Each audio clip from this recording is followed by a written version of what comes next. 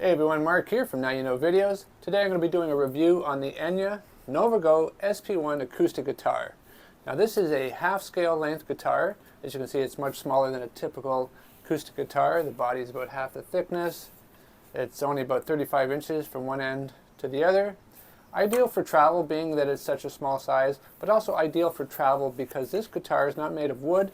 It's made of 100% of a carbon composite blend, so carbon fiber, polycarbonates, resin, that sort of thing.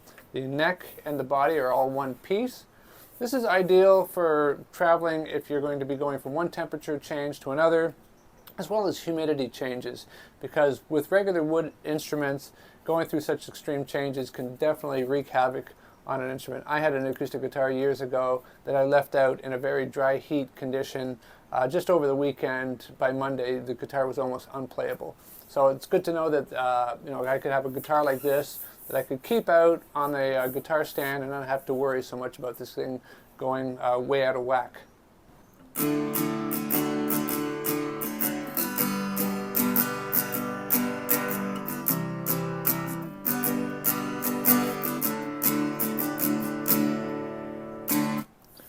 Now the reason why I'm referring to this as a 2024 review video is because I just got this guitar about a week ago. I've been playing it a lot.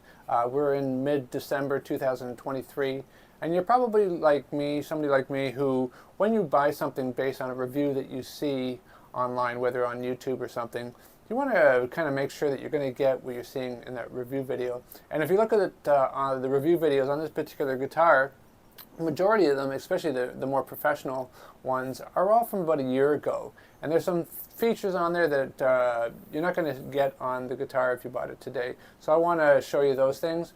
The other thing too is that, I mean, a lot of those early reviews were all done by, really good, competent guitar players who have guitar-based YouTube channels, and they were sent the guitars. And they even said it. I'm not knocking them for that at all, but they were sent the guitars. So, how many bad things or awkward things are they going to point out about it? Maybe not so much, right? So I'm just a regular user buying this at tail end 2023. Here's what you're going to expect to get if you were to buy it today or early part of 2024. Okay, so the first big change that you're going to notice from looking at older review videos is the case has changed. In older videos, you'll see that it's a semi-hard case, semi-rigid case. The exterior had kind of like a rubberized texture in it. You no longer get that. You get this nylon case. Absolutely nothing wrong with it. It's not just a simple nylon bag. It is a soft nylon, but it does have like about maybe a little more than ½ inch thick padding all around the sides, around the top. You can see it in there. You've got this little piece in here to support the neck. Big pocket here for you to store all your cables and picks and stuff like that. One of the other things you might notice from the review videos in the past is that there used to be a single strap going around the back of it that you would put over your shoulder when you're carrying it. That strap too also acts as a secondary item, being that you could take it off, attach it to a couple other little clip attachments, and that would be your guitar strap. They don't have that now. It's just a simple 2 straps, adjustable of course. But you know what? There's absolutely nothing wrong with this case. It's pretty decent for the price that you pay for the guitar. Now, as far as strap goes, you'll notice I have a strap on there now, so we'll have a look at that. This is the strap that you actually do get. It's packaged separately in the item, and there it is attached to the bottom. It works perfectly fine. Now, one thing I want to point out is that I've been talking and showing you the case and stuff. You notice the guitar is sitting pretty well. It's not moving around all over the place too much. I heard a couple of other reviews, people saying that the neck is exceptionally heavy compared to the body, so there's like a whole lot of neck dive. I really haven't noticed it that much. I mean, how weak are these individuals that they some of them, I even heard one guy say, I returned it because it was too exhausting holding up the neck. I don't get it. This seems perfectly fine for me. Anyway, it is what it is, right? But I want to just show you some of the other things that you get with it. So they give you this little baggie here. Okay, so you get cleaning cloth, which is actually pretty decent cleaning cloth. It's got the logo on it as well. You get an additional set of strings. Now, if these are the same strings that are on the guitar themselves, according to their website, these are D'Addario EXP16s. So assuming these are the same, mind you, there's no label on it. It could be the same. You get, of course, the manual, which, as you know from a lot of products that come from China, isn't exactly the best. But it is what it is. There's a lot of information online, definitely, that you can pick up more information.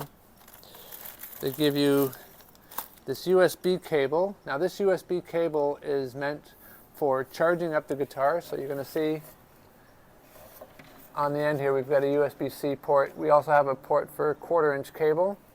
So yes, you do get a 1/4-inch regular guitar cable with it.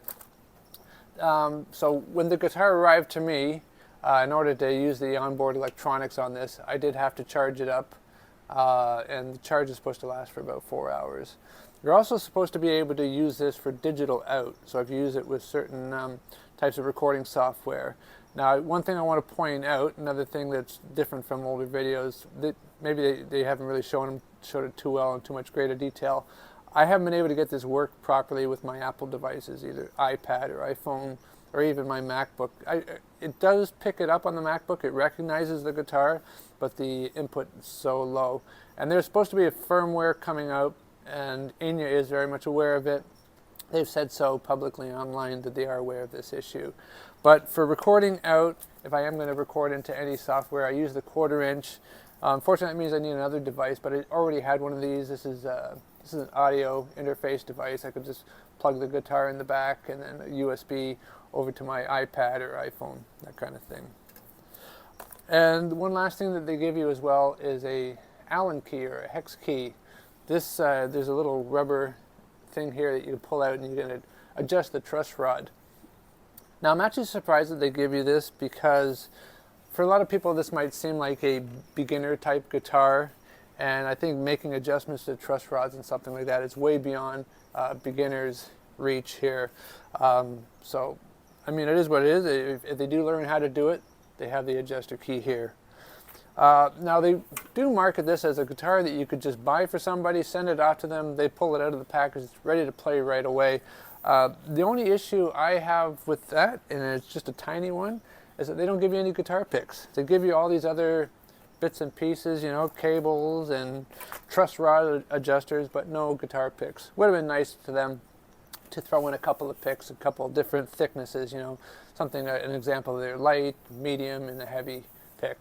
But other than that, the guitar itself, like I told you earlier, it is made of carbon fiber. They have a sound hole cut out here. This is more for the player's experience, as well as these decorative slits on the face of the body. And, you know, it's not going to obviously be as loud as a typical full body acoustic guitar. But you know what, for practicing and playing in a very small room, you know, with just a few people over, it's certainly more than loud enough.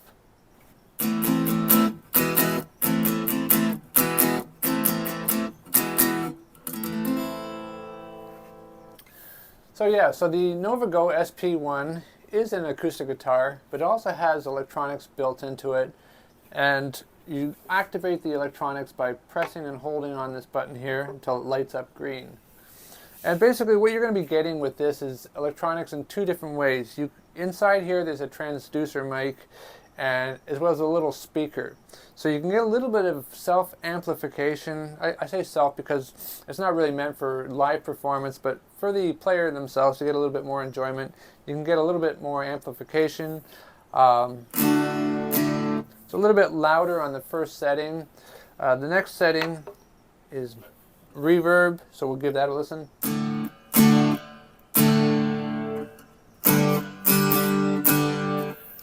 The next setting is a delay. And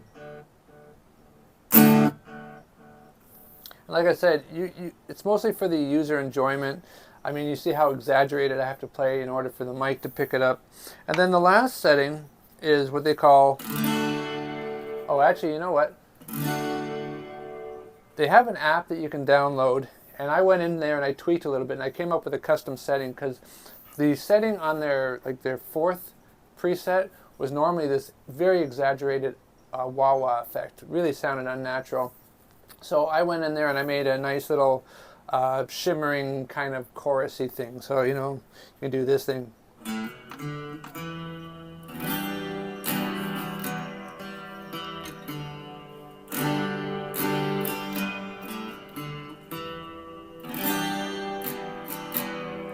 So that's a nice little feature there. And so I'm just going to turn this off now. Besides having those onboard effects, you also have the outputs here. Like I said, they give you this USB cable. I haven't been able to get it to work though. So I use my 1/4 inch, and I can go into an amp, or I can go into my recording software on my iPad. And you can get all these effects, but you can also go in kind of dry if you leave it on the original green setting, the acoustic setting, and then you can do your tweaking there. So I'm going to give you some examples of me hooking it up to my iPad.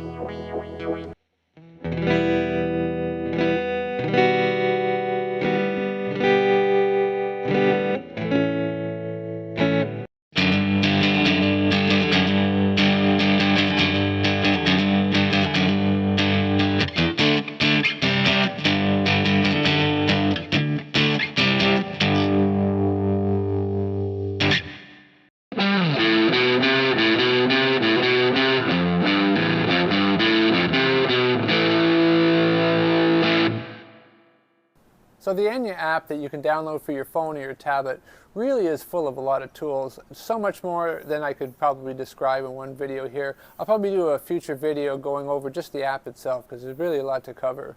But one thing, talking about the app and also talking about this being a 2024 review, older reviews from a year or a little bit past a year from a year ago showed, whenever they were talking about the effects, they showed that it had a distortion effect that you could add. Well, they took that out apparently because there were some unwanted feedback issues. But in the meantime, you saw in that demonstration where I hooked it to my iPad, there's lots of different ways that you can add distortion if you want.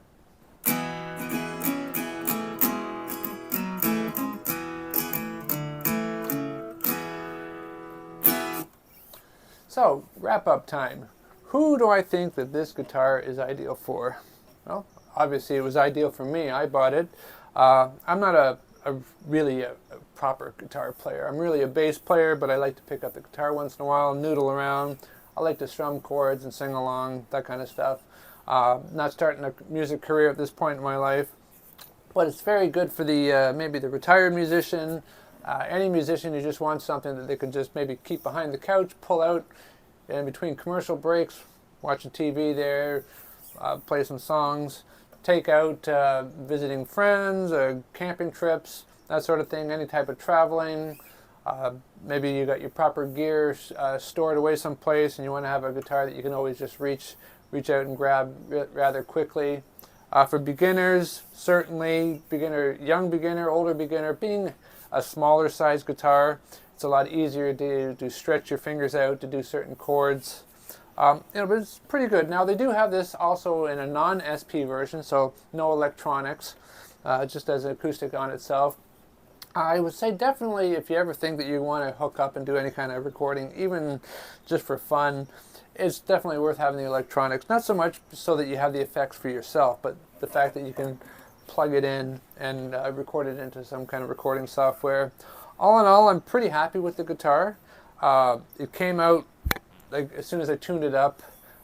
No issues tuning there. It does have a 0 fret, which is something I'm not used to, so usually it goes from the nut and then to the first fret. This has a 0 fret. What I found was tuning was really a lot easier. And another thing too, with sometimes on other guitars when I've tuned and you get to a certain point and you hear this little ping because the string got pinched in somewhere in the groove on the nut. Nothing like that here. The intonation on these things seem to be great. Your open string and your 12th fret is bang on. If you heard any buzzing at all when I was playing, that was probably more on me. I haven't noticed any fret buzzes anywhere along here. I've done the fret buzz test, you know, going up all the way to the top, bottom to top on all the strings. So like I said, if there's any buzzing, that's probably just in my playing. But yeah, all in all, I'd say this is a pretty good buy. It's a fun little guitar, and you know, with it having electronics, and some people might be worried, well, what happens if the electronics go or the battery goes? You can remove this panel here, so I'm sure you'll be able to replace the battery at a future date if you need to do any kind of minor repairs, or have somebody who knows anything about electronics do minor repairs if there's any kind of wire issues. As far as the software, if the software goes or stops getting supported, you know, I'd say if you're going to buy this guitar, definitely buy it because you're also satisfied hearing it without any electronics applied whatsoever. Anyway, I know this is a pretty thorough review, and if you watched right to the end, thanks a lot. Appreciate that. Anyway, I hope you found this review helpful. Ciao.